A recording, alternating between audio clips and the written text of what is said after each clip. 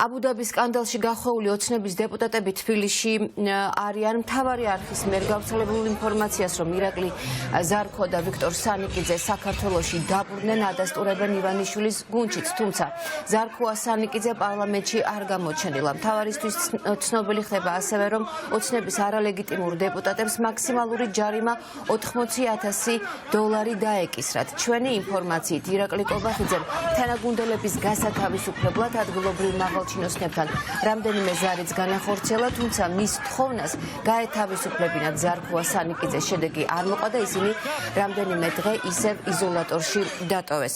ნინი ბალანჩივაძე არკვევს დეტალებს, ის ჩაგვერთვება პირდაპირ ეთერში გისმენია.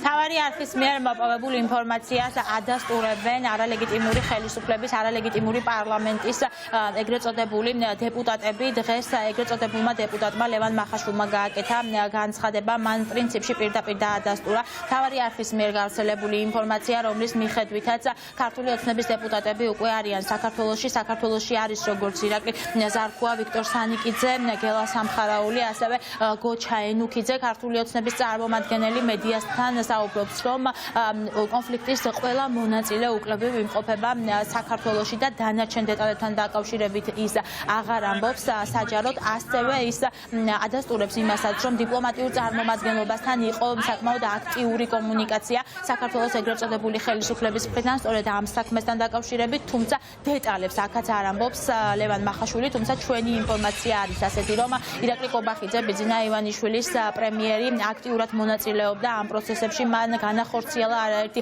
ზარი არაბთა გაერთიანებულ საამიროებში მაღალჩინოსნებთან და ამ საკითხთან დაკავშირებით იყო აქტიური კომუნიკაცია, რომ გათავისუფლებულიყვნენ ქართული ოცნების წარმომადგენლები და მათ დაეტოვებინათ აბუდაბის ტერიტორია, თუმცა მიუხედავად ამ არაერთი მცდელობისა, მაინც რამდენიმე დღის განმავლობაში ქართული ოცნების წარმომადგენლები ჯერ იმყოფებოდნენ საპატიმროში, შემდგომ უკვე შინაპატიმრობაში და ჩვენი ინფორმაციით ორშაბათს გაიმართა აბუდაბიში სასამართლო პროცესი და ამის შემდგომ ისინი დააჯარიმეს $80,000 და ამის შემდგომ უკვე მიეცათ მათ ქვეყნის დატოვების შესაძლებლობა. მიუხედავად იმისა, რომ ქართული ოცნების წარმომადგენლები ამბობენ, რომ ყველა მათგანი კონფლიქტში მონაწილე, თითოეული მათგანი არის გათავისუფლებული და აბუდაბის ტერიტორია მათ უკვე დატოვეს, ჩვენ არ გვაქვს ჯერჯერობით დაზუსტებული ინფორმაცია გიორგი გოგოლაძესთან დაკავშირებით. ამ ინფორმაციას მთავარი არხი ამოწმებს კიდევ და გიორგი გოგოლაძე შეგახსენებთ არის პირი, რომელმაც ისროლა თებში გაბიტაშვილის მისამართით და ეს თებში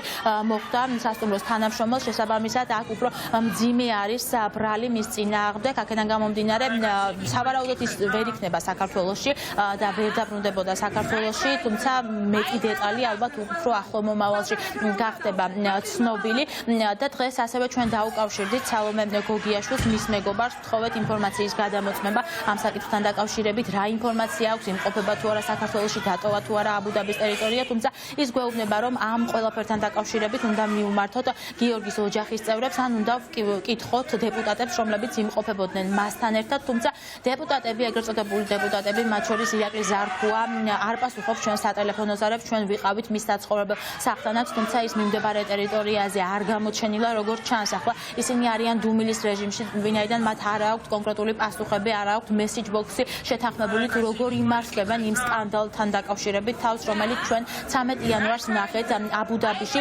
ერთ-ერთ სასტუმროში. როგორც ჩანს, ქართულმა ოცნებამ საკმაოდ დიდი თანხა გადაიხადა იმისათვის, რომ აბუდაბიდან უკან საქართველოში დაბრუნებულიყვნენ ეგრეთ წოდებული დეპუტატები. ეს თანხა არის $80,000, როგორც უკვე გითხარით და საინტერესო არის ასევე ისიც, ეს გადახდილი თანხა თუ მოხდება მომდევნო წლის ეგრეთ წოდებული დეპუტატების დეკლარაციებში. ქვეყანაში დაბრუნების შემდეგ მასთან კომუნიკაცია არ მქონია, მაგრამ მანამდე მქონდა მასთან ურთიერთობა. მე მასთან მქონდა არაერთხელ კომუნიკაცია, მათ შორის იმიტომ რომ მე თვითონაც იმ ქვეყანაში ვიმყოფებოდი რაღაც პერიოდის განმავლობაში, როცა ეს მოვლენები ხდებოდა. მას შემდეგაც ჰქონდა ჩვენ სატელეფონო საუბრები მასთანაც, სხვა ადამიანებთან, რომელიც ამ პროცესში მონაწილეები იყვნენ, ჩვენს დიპლომატიურ წარმომადგენლობებთანაც.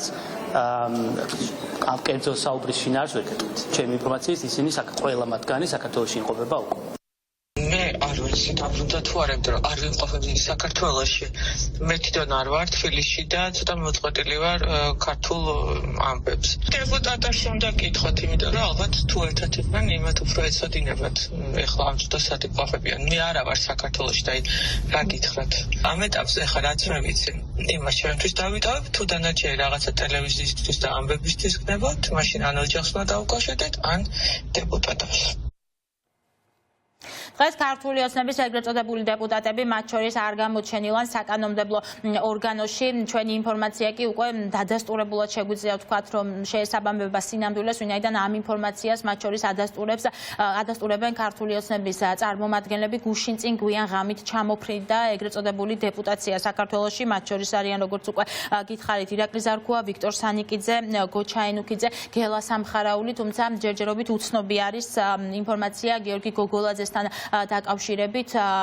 ქართული ოცნების წარმომადგენლები გვიმტკიცებენ, რომ ყველა მათგანი უკვე საქართველოშია, თუმცა ჯერ დაზუსტებული არ არის ეს ინფორმაცია და სავარაუდოდ ის ისევ რჩება აბუ-დაბიში. ყოველ შემთხვევაში ამ ინფორმაციას ჩვენ ვამოწმებთ და სავარაუდოდ მომდევნო გამოშვებებში გიამბობთ. რაც შეეხება ლაშა გაბიტაშვილს, უცნობი არის ასევე მასთან დაკავშირებით, როდის დაბრუნდება ის საქართველოში და როგორ განვითარდა უკვე პროცესები მის ირგვლივ.